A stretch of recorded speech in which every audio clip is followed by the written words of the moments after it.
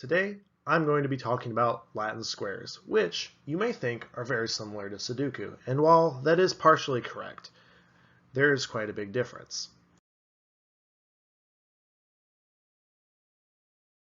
Latin squares are no joke and no game. They're a very serious and very useful engineering analysis and experimental design tool, which are not for kids.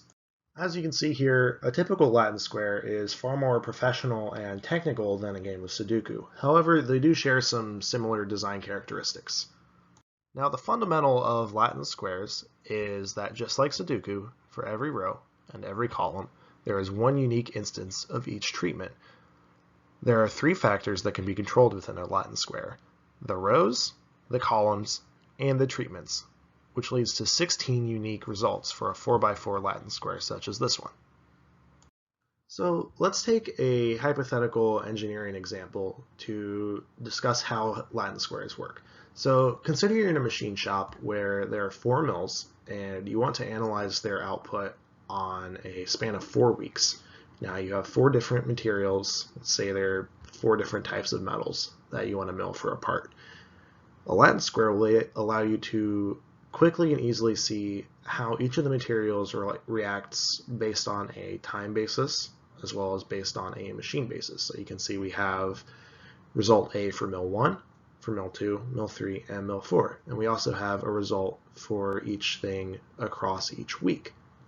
Now, this is a very clear, very concise, very intuitive chart, which also allows us to address how all of the different factors are related to each other.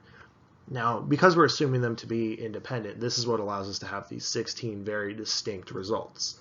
In a more practical sense, if we wanted to be more thorough, we would have to potentially account for interaction between the results, which is one of the cons of using Latin squares, is it does lead to a reduction in accuracy. But for a quick and easy result, they're very useful. They can also be used to show results to a supervisor who may not have as much of a statistical understanding, someone who hasn't taken STA 3032. Now, here's an example of how you would do ANOVA analysis for Latin squares. To get the total sum of the squares, you would take the sum of the rows, the sum of the columns, and the sum of every instance of the treatments, as well as considering the error. Thanks for watching my video, and I hope this was informative and that, like this stock photo child from PowerPoint, you now have a better understanding of Latin squares too.